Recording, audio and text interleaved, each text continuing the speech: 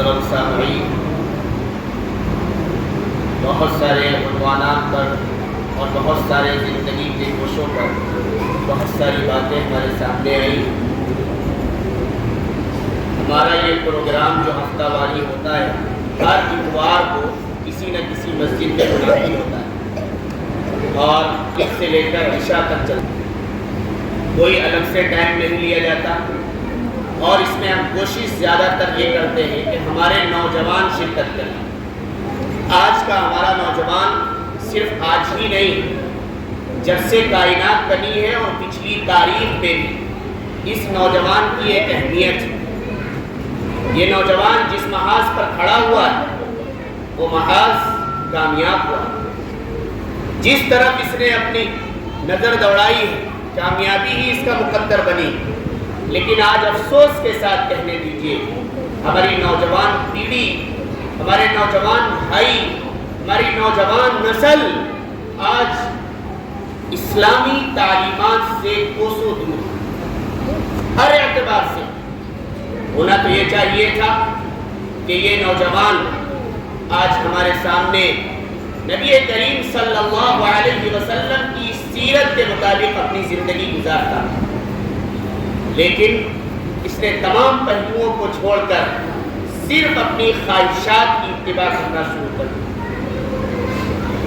آج کوشش یہ کی جا رہی اور ان نوجوانوں کے ذریعے سے چند نوجوانوں کے دل میں اللہ نے یہ داعیہ پیدا کیا، یہ جذبہ اور شوق پیدا کیا کہ وہ اپنے آپ کو مکمل طور پر نبی کریم صلی اللہ علیہ وسلم کی سیرت کے مطابق چلنے کی کوشش کریں، اپنے زندگی کو رسول اللہ کی زندگی کے مطابق ڈھالنے کی کوشش کریں۔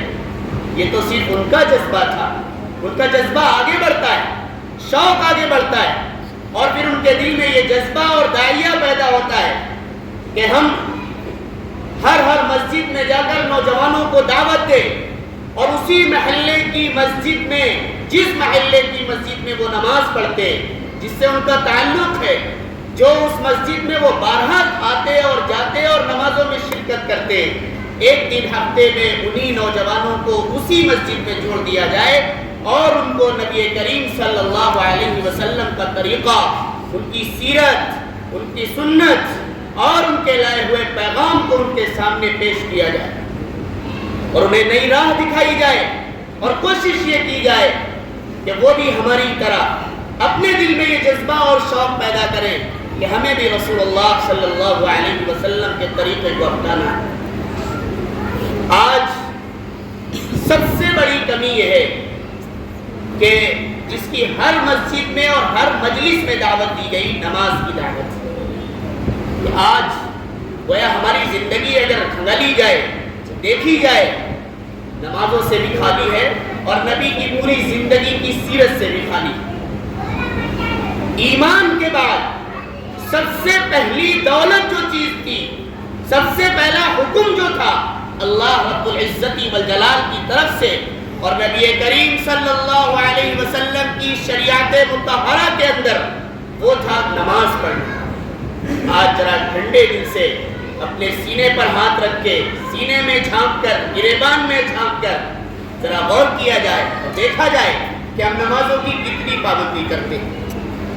مؤذن تو ہمیں 5 بار بلا رہا ہے، مؤذن تو ہمیں دعوت دے رہا ہے حی علی الصلاۃ اور حی علی الفلاح کہہ کر کے، آؤ کامیابی کی طرف، آؤ نماز کی طرف، اور ہم نماز کو چھوڑ کر کامیابی دوسروں کے اور غیروں کے طریقے میں تلاش کر رہے ہیں۔ آج ہمیں افسوس کے ساتھ کہنا پڑے گا، ابھی مولانا نے جو حدیث پڑھی کہ نبی کریم صلی اللہ علیہ وسلم نے جو حدیث بتلائی، سبعۃ یظلھم اللہ فی ظلہ یوم لا ظل الا ظلہ، 7 شخص ایسے ہوں گے جنہیں کل قیامت میں اللہ اپنے عرش کے سائے میں جگہ مرحمت فرمائے گا، اس قیامت کے دن جس سائے کے علاوہ کوئی دوسرا سایہ نہیں ہوگا۔ اس قیامت کا منظر، کوئی شخص اپنے گناہوں کی وجہ سے اپنے ڈفنوں تک پسینے میں، اپنے پسینے میں ڈوبا ہوا ہوگا، کوئی اپنے کرتوتوں کی وجہ سے اپنے گھٹنے تک، کوئی کمر تک، کوئی کندھے تک،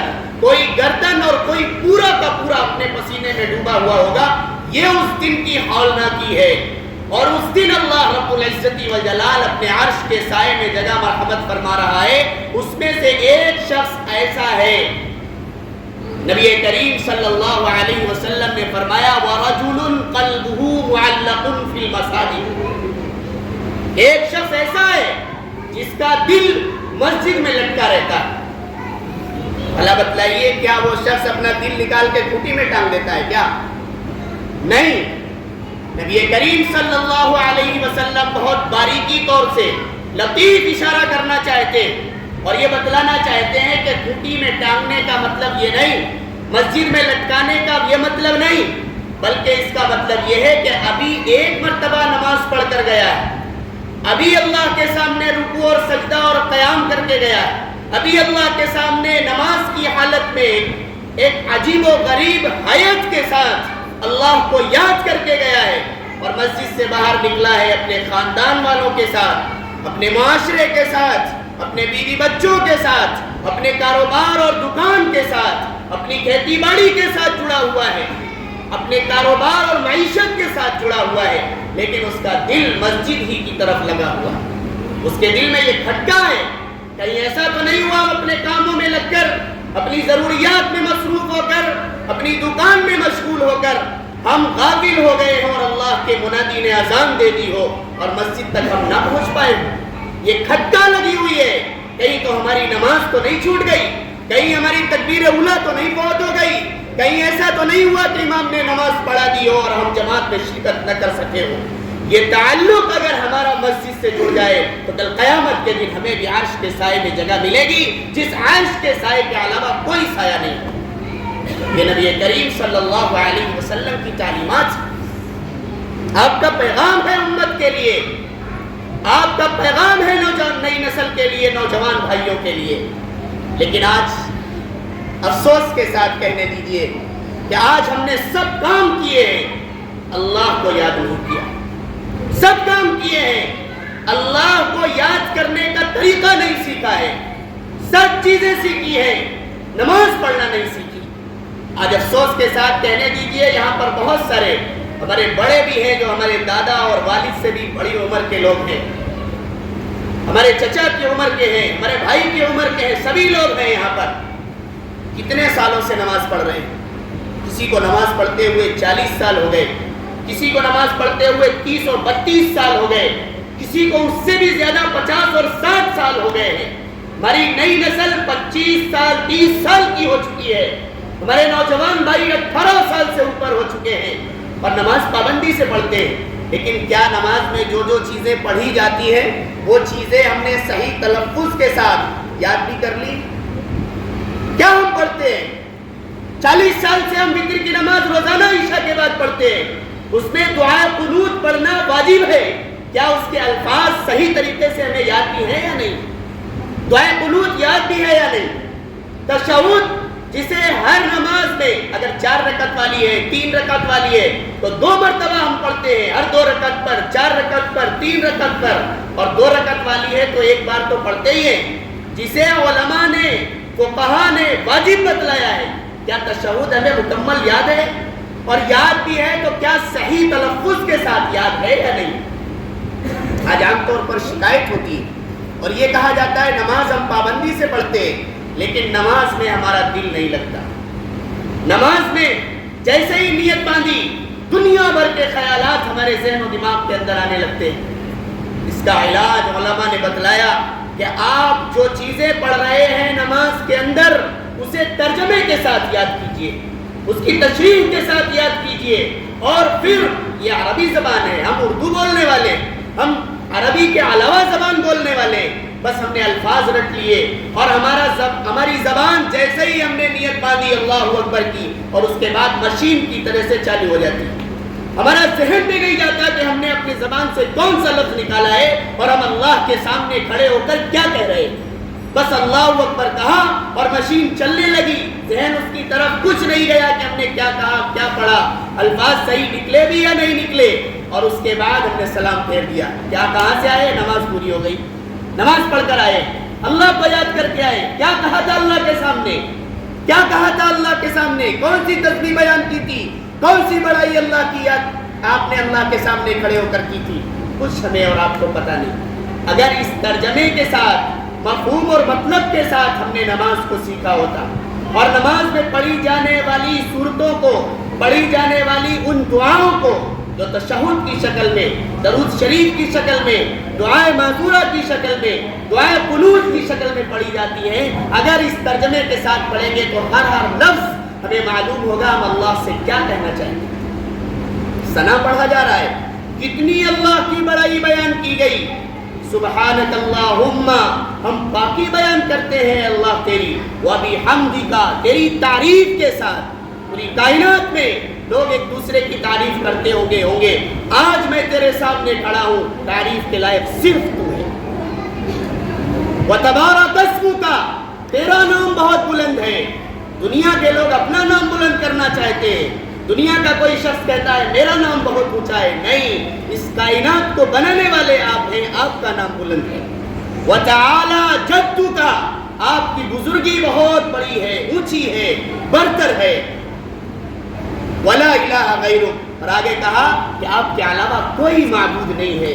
دنیا والے پوچھتے ہوں گے کسی کو پوجے، کوئی پیڑ کے سامنے جھک رہا ہے، کوئی پتھر کے سامنے جھک رہا ہے، کوئی کسی مورتی کے سامنے اپنے ماتھے کو ٹیکنے کے لیے تیار ہے، لیکن ہم نہیں، ہم تو ماتھا ٹیکیں گے صرف آپ کے سامنے، کیونکہ آپ کے علاوہ کوئی ایسی ہستی اور ذات نہیں۔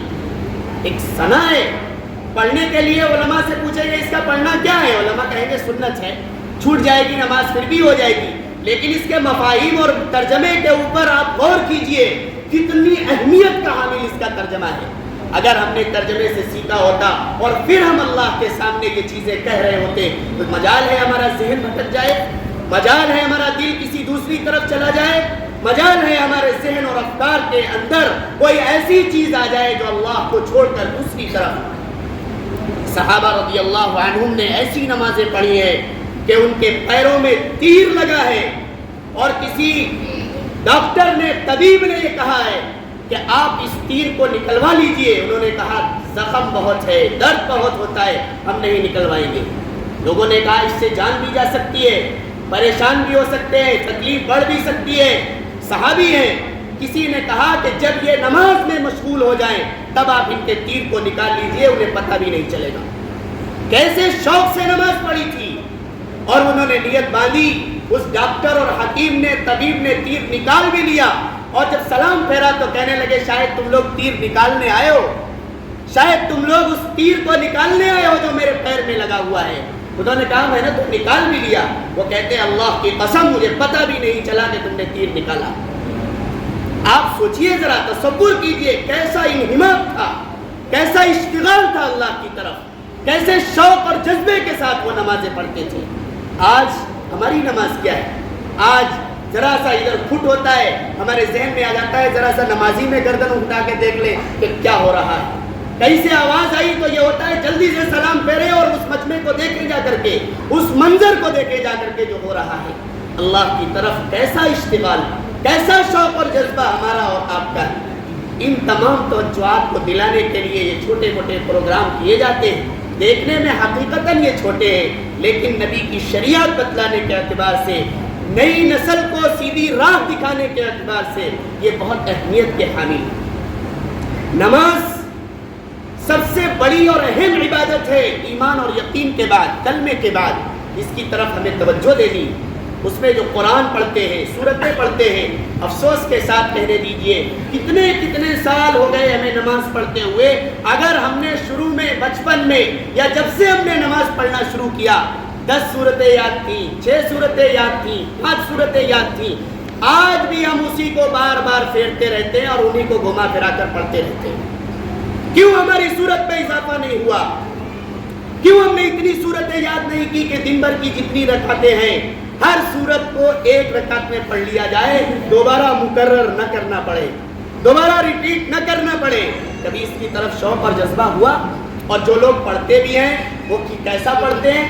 کبھی شوق ہوا ہوگا ہمارے اندر کہ ہم نے جو اللہ نے قرآن کریم ہمیں دیا تھا، پڑھنے کے لیے بھی دیا تھا، زندگی گزارنے کے لیے بھی دیا تھا، اس کے مطابق عمل کرنے کے لیے بھی دیا تھا، اس قرآن کو ہم نے کتنا سیکھا؟ ہر مسجد میں یہ اعلان کیا جا رہا ہے اور بتلایا جا رہا ہے کہ قرآن کریم کو سیکھنا ہے۔ میں آپ سے بالکل نہیں کہوں گا آپ مجھ سے سیکھیے یا کسی اور عالم سے سیکھیے، ہاں اتنی بات ضرور کہوں گا، جس سے آپ کا دل لگتا ہے، جس کو آپ اچھا سمجھتے ہیں، آپ اپنے امام صاحب کو ہی پکڑ لیجئے اور انہیں کہیے کہ آپ مجھے ایک لفظ ہی دن بھر میں ایک سکھا دیا کریں تاکہ ہم قرآن کریم پڑھنا سیکھ جائیں۔ افسوس کے ساتھ کہنے دیجئے، صبح اٹھنے کے بعد ہم جھوٹی خبریں جو اخباروں میں چھپی ہوتی ہیں پیسے دے کر کے خرید کر کے پڑھتے ہیں، اور جو قرآن اللہ نے ہماری ہدایت کے لیے، ہماری رہنمائی کے لیے دیا تھا، اسے تو سالوں ہو گئے کھولے ہوئے اور پڑھے ہوئے۔ اور افسوس کے ساتھ ہمارے گھر کی تاپ میں، الماری میں جو قرآن رکھا رہتا ہے، کچھ نہیں تو قرآن رکھا ہی ہے، اسی کی بنیاد پر کچھ برکات، کچھ فضائل اللہ ہمارے گھر میں نازل کر رہا تھا۔ لوگ کہتے ہیں پڑھا نہیں جاتا لہذا اسے اٹھا کر کے مسجد میں رکھا ہو، جو برکت آ بھی رہی تھی وہ بھی ہم نے ختم کر دی۔ یہ ہمارا قرآن سے لگاؤ ہے، یہ ہمارا قرآن سے شغف ہے، یہ تمام چیزیں سوچنے کی ہیں۔ نماز کو صحیح طریقے سے سیکھا جائے، نماز کے سنن اور آداب کو سیکھا جائے، نماز کے فرائض اور واجبات کو سیکھا جائے، پھر نماز پڑھی جائے تو نماز ہوگی۔ اور پھر اس کے علاوہ صرف نماز پڑھ لینا ہی کافی نہیں، بلکہ ہم یہ سمجھیں کہ ہم نے نماز پڑھ لی ہم پورے دیندار بن گئے، نہیں، ایسا نہیں، بلکہ رسول اللہ صلی اللہ علیہ وسلم کی پوری زندگی ہم سب کے لیے ایک بہترین آئیڈیل اور نمونہ ہے۔ آپ صلی اللہ علیہ وسلم کی زندگی خواہ عبادات کے تعلق سے ہو، خواہ معاملات کے تعلق سے ہو، خواہ رہن سہن کے تعلق سے ہو، خواہ ہماری آپس میں ایک دوسرے کی بول چال اور اخلاق و کردار کے تعلق سے ہو، ہر موڑ پر ہماری رہنمائی کرتی ہے۔ ہمیں رسول اللہ کی سیرت کو سیکھنا ہے، پڑھنا ہے اور اس کے مطابق اپنی زندگی کو آگے بڑھانا ہے۔ یہ نئی نوجوان نسل آج کس راستے کی طرف جا رہی ہے اسے کچھ نہیں معلوم، کیونکہ ابھی چند سال پہلے یا تھوڑے دن پہلے وہ بچپنے کی دہلیز میں تھے، بچپنے کے دائرے کے اندر تھے، انہیں اچھا اور برا کچھ معلوم نہیں تھا۔ انہیں یہ معلوم نہیں تھا کہ ہم قدم بڑھائیں گے تو یہ قدم کہاں جائے گا، ہم یہ کام کریں گے تو اس کا اثر کیا پڑے گا، ہم جو کچھ بات کہنے جا رہے ہیں اس کا اثر کتنی دور تک پڑے گا، کچھ پتہ نہیں ہے۔ انہیں ضرورت ہے کسی ایسے راستے کی، انہیں ضرورت ہے کسی ایسے ضابطے کی جو ان کو آگے تک کی منزل طے کرائے، جو انہیں بتلائے کہ اگر تم نے قدم آگے بڑھایا تو تمہارا یہ قدم کتنا اثردار ہو سکتا ہے، وہ بتائے کہ تم کتنی دوری پر جاؤ گے تو تمہارے اندر کیسی تبدیلیاں آ سکتی ہیں، کیا اثر لوگوں کے اوپر پڑے گا اور تمہارے اوپر پڑے گا۔ آپ پوری دنیا کے اندر نظر ڈالیے، بہت سارے ضابطے پیش کیے گئے، بہت ساری چیزیں پیش کی گئیں۔ آپ کو مثال دوں تو آپ یہ کہیے کہ ایک فلسفی گزرا ہے مغرب کے اندر، اس نے کہا کہ انسان ایک جانور ہے۔ اس نے کہا جب یہ انسان جانور ہے تو اس جانور میں اور جو عام جانور ہے اس میں کوئی فرق نہیں۔ اس نے ایک ضابطہ انسانوں کو دیا اور یہ کہا کہ دسترخوان بچھاؤ یا نہ بچھاؤ اس سے کوئی فرق نہیں پڑتا۔ اس نے یہ دیا کہ جس طرح جانور گھوم پھر کر کھاتے ہیں تم بھی گھوم پھر کر کھاؤ، اس سے کوئی فرق نہیں پڑتا۔ اس نے یہ بتلایا کہ انسان جانور ہے، اس لیے جس طرح جانور کھڑے ہو کر پیشاب کرتے ہیں تم بھی کرو، کوئی فرق نہیں پڑتا۔ یہ ایک فلسفی نے ہمارے سامنے ضابطہ پیش کیا ہے، اور ایک ضابطہ کائنات میں سب سے بہتر ضابطہ پیش کیا ہے آقا نامدار جناب محمد رسول اللہ صلی اللہ علیہ وسلم نے، جنہوں نے کہا ہے انسانوں تم جانور نہیں، تم تو اشرف المخلوقات ہو، تم تو تمام اللہ کی پیدا کی ہوئی مخلوق میں سب سے افضل اور سب سے اشرف ہو۔ تمہارا کھانے کا انداز انوکھا ہونا چاہیے، تمہارا پینے کا انداز سلیقہ مند ہونا چاہیے، تمہارا رہنے کا انداز باوقار شخص کا انداز ہونا چاہیے، تمہارا استنجا اور پیشاب اور لیٹرین کرنے کا انداز بھی ایسا ہونا چاہیے جس سے لگے کہ یہ تہذیب یافتہ شخص ہے جو اپنی قضائے حاجت پوری کر رہا ہے۔ تم جانور نہیں ہو، اس لیے رسول اللہ صلی اللہ علیہ وسلم نے بتلایا کہ جانور ایسا نہیں ہوتا کہ اسے انسانوں کی تہذیب سکھائی جائے، اسے تو بس گھس نکالا اور اس کی ناک میں ڈال کر کے ملا دیا، پانی ملایا اور گھس ملایا کہ لو کھا لو، یہی تمہارا طریقہ ہے۔ بات کیا ہے کہ پہلے اس چارے کو لگا دیا گیا، اس کی سانگ لگا دی گئی، گھس لگا دیا گیا، اور جانور دوسری طرف بندھے ہوئے ہیں، پھوٹے سے کھول دیا گیا، وہ جانور بھاگتا ہوا جاتا ہے اور وہاں جا کر کے اپنے کھانے میں مشغول ہو جاتا ہے۔ کیوں؟ اس فلسفی نے کہا کہ انسان جانور ہے۔ یہی تبلیغ ہمارے اور آپ کے درمیان کی، اور یہ کہا کہ دیکھو وہاں پر وہ سب چیزیں رکھی ہوئی ہیں، جیسے ہی تمہیں حکم دیا جائے دوڑ جانا اور کھانے لگنا، کیونکہ تم بھی جانور ہو۔ لیکن نہیں، رسول اللہ صلی اللہ علیہ وسلم نے ہمیں کھانے کا طریقہ بتلایا کہ یہ انسان ہے، اشرف المخلوقات ہے، جانور نہیں ہے، اس لیے اس کو بہترین کوئی کپڑا ہو جسے دسترخوان کا نام دیا جائے اسے بچھایا جائے، اور پھر ایک بڑے ڈونگے سے، بڑے پیالے سے، بڑے برتن سے ایک الگ چھوٹی برتن میں پلیٹ میں نکال کر سلیقے سے کھایا جائے، اور جانور کی طرح نہیں کہ اتنا بھوس لگا دیا، آدھا کھایا آدھا چھوڑ دیا، نہیں، بلکہ تھوڑا نکالو، پلیٹ کو صاف کرو، چاٹ کر صاف کرو، تاکہ کوئی لقمہ اگر گر جائے اسے بھی اٹھا کر کے کھاؤ، پتہ چلے کہ تم تہذیب یافتہ شخص ہو، پتہ چلے کہ تم اشرف المخلوقات ہو۔ تمہاری جانور کی زندگی میں اور تمہاری زندگی میں بہت تبدیلی ہے، اور دونوں کے اندر بہت بڑا فرق ہے۔ یہ طریقہ دیا ہے آقا نامدار جناب محمد الرسول اللہ صلی اللہ علیہ وسلم نے۔ صرف نماز پڑھ لینا اور سمجھ لینا کہ ہم تو پورے دیندار ہیں، یہ دینداری نہیں، بلکہ ہمارے کھانے کے اندر بھی نبی کی سیرت ٹپکنی چاہیے، پینے کے اندر بھی نبی کا طریقہ آنا چاہیے، سونے کے اندر بھی رسول اللہ صلی اللہ علیہ وسلم کی سنت زندہ ہونی چاہیے، اور پھر اسی طریقے سے لیٹرین کے اندر جائے، پیشاب کرنے جائے، یہاں تک میں کہوں تھوکنے کے لیے آگے بڑھے، تب بھی رسول اللہ صلی اللہ علیہ وسلم کی سیرت ہمارے اور آپ کے سامنے رہنی چاہیے۔ ایک پہلو پر نظر ڈالتا ہوں، اللہ کے نبی صلی اللہ علیہ وسلم کی زندگی تو ایسی تھی، پوری دنیا کا رہبر ہے، پوری دنیا کا سب سے آخری پیغمبر ہے، سب سے لاڈلا اور چہیتا پیغمبر ہے، آپ اس کی زندگی پر نظر ڈالیے تو وہ سادگی زندگی گزارتا ہے، سادگی کی زندگی گزارتا ہے، اور امت کو سبق دیتا ہے، زیادہ رنگ برنگوں میں، مزین چیزوں میں، فضول خرچیوں میں مت پڑو، بلکہ سادگی کی زندگی گزارو، اس لیے کہ یہ دنیا ایک مومن کے لیے اور مسلم کے لیے صرف قید خانہ ہے، اس سے زیادہ کچھ نہیں۔ تمہاری زندگی، اصل زندگی تو آخرت کی زندگی ہے، وہاں کے لیے سب کچھ چھوڑ دو۔ لہذا ان کی سیرت کے اندر ملے گا مردوں کے لیے ریشم کے کپڑے پہننا حرام ہے، کیوں کہ یہ زیب و زینت کی چیز آخرت کے لیے چھوڑ دو، یہاں پر نہیں۔ مردوں کے لیے سونا پہننا حرام ہے، کیوں کہ یہ زیب و زینت کی چیز آخرت کے لیے چھوڑ دو، دنیا کے لیے نہیں۔ یہ تمام چیزیں آپ نے مکمل طور پر پوری زندگی سادگی سے گزاری ہے۔ آج ہماری نئی نسل اس کی طرف توجہ دے اور کوشش کرے کہ رسول اللہ صلی اللہ علیہ وسلم کے طریقے کو ہم اپنائیں گے اور اپنے اندر سادگی پیدا کریں گے۔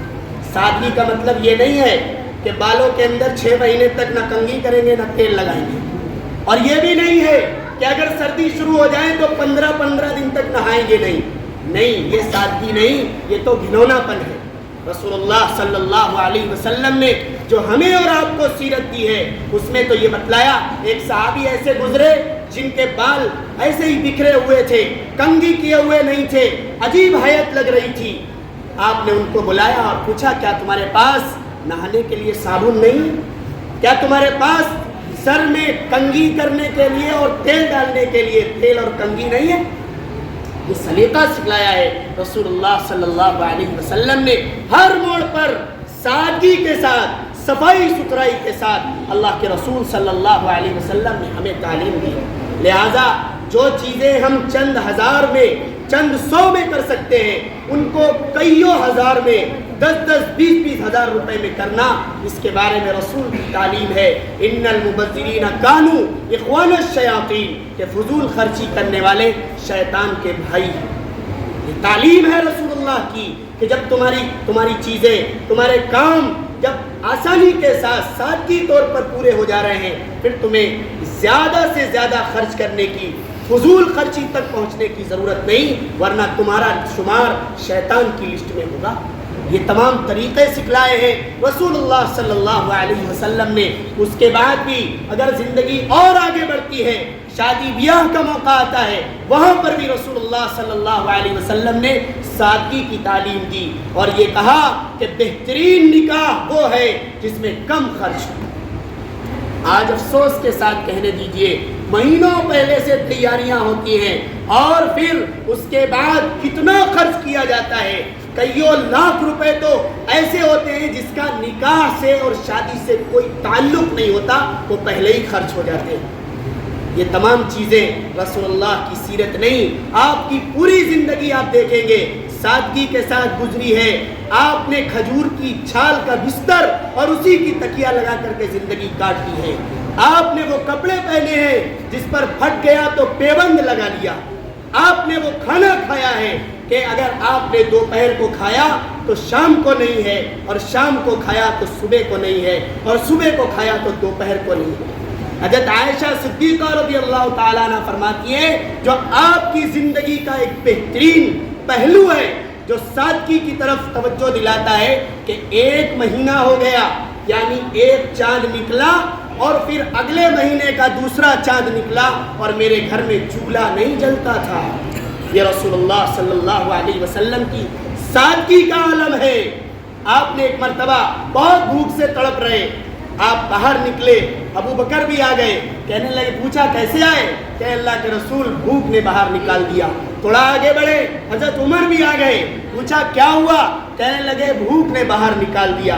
آپ ان دونوں کو لے کر ایک صحابی حضرت ابو ایوب انصاری رضی اللہ عنہ کے گھر پہنچے۔ وہ باغ میں گئے ہوئے تھے، پتہ چلا کہ آپ کے گھر میں مہمان آئے ہوئے ہیں۔ بیوی نے خبر پہنچائی، وہ آئے اور اتنے خوش ہوئے کہ آج آقا نامدار جناب محمد الرسول اللہ صلی اللہ علیہ وسلم گھر کے اندر آئے ہیں اور ان کے دو جگری یار ساتھی بھی ان کے ساتھ آئے ہیں۔ آج ہمارے گھر کی رونق ہی عجیب ہو گئی ہے۔ دوڑے دوڑے گئے، ایک کنویں سے بہترین پانی ملتا تھا وہاں سے لائے، اپنے باغ میں گئے، پکی اور گدر کھجوریں توڑ کر لائے اور آپ کے سامنے پیش کیا۔ اللہ کے رسول اسے نوش فرما لیجئے، تناول فرما لیجئے۔ نبی کریم صلی اللہ علیہ وسلم نے اس کو کھایا اور کھانے کے بعد ان صحابہ سے فرمایا کہ ابو بکر، اے عمر، کھا تو رہے ہو، کل قیامت میں اس کا حساب ہوگا، قیامت میں حساب ہوگا۔ پتہ کیا چلا؟ کیا وہ اس کھا کر کے جو اس سے تقویت حاصل ہوگی، اس سے جو طاقت حاصل ہوگی، کیا اس سے وہ گناہ کرنے جا رہے تھے؟ نہیں، وہ تو اللہ کے محبوب پیغمبر کے وہ ساتھی تھے، وہ تو اللہ کو یاد ہی کرتے۔ اس کے ذریعے سے اللہ کے رسول نے اپنی امت کو سبق دیا ہے کہ اے نوجوانوں، اے لوگوں، اے مسلمانوں، جب تمہارے سامنے کوئی اچھی چیز آیا کرے تو اس کا حق یہ نہیں کہ تمہارے جسم میں طاقت آئے تو گناہوں کی طرف بڑھ جاؤ، فضول خرچی کی طرف بڑھ جاؤ، لوگوں کو ستانے کی طرف بڑھ جاؤ۔ نہیں، بلکہ اس نعمت کے بدلے میں تمہیں اللہ کو یاد کرنا ہے، اللہ کی طرف قدم بڑھانا ہے، اللہ کی طرف اپنے آپ کو لو لگانی ہے اور اس کی طرف اپنے ذہن کو متوجہ کرنا ہے۔ یہ تمام چیزیں ہر مسجد میں ہر اتوار کو الگ الگ طریقے پر وہاں کے قریب کے نوجوانوں کو جوڑا جاتا ہے اور کوشش یہ کی جاتی ہے کہ کسی طرح وہ نماز کے پابند بن جائیں، مسجد میں آنے والے بن جائیں، پانچوں وقت کی نماز ہو، ہر نوجوان ہمارا مسجد کی صف پر کرنے والا بن جائے، بستر کو چھوڑے، جیسے ہی مؤذن کی آواز کان میں جائے وہ مسجد کی طرف آنے والا بنے۔ یہ ایک پیغام ہے۔ دوسرا پیغام یہ ہے کہ ظاہر سی بات ہے اس تھوڑے وقت میں ہم نبی کی پوری سیرت آپ کے سامنے بیان نہیں کر سکتے۔ چند موقع ایسے آتے ہیں، چند پہلو ایسے آتے ہیں جو آپ کے سامنے بیان کیے جاتے ہیں اور کوشش یہ کی جاتی ہے کہ ہماری نئی نسل ہو یا ہمارے عام طور پر مسلمان رشتہ دار، بھائی، اعزاء، اقربا، کوئی بھی ہو، ان کے اندر رسول اللہ صلی اللہ علیہ وسلم کا طریقہ، ان کی سیرت، ان کا کردار ہمارے اندر آنا چاہیے۔ اللہ رب العزت والجلال سے دعا ہے رب کریم ان کہی ہوئی باتوں پر پہلے مجھے اور پھر آپ تمامی حضرات کو عمل کی توفیق مرحمت فرمائے۔ وآخر دعوانا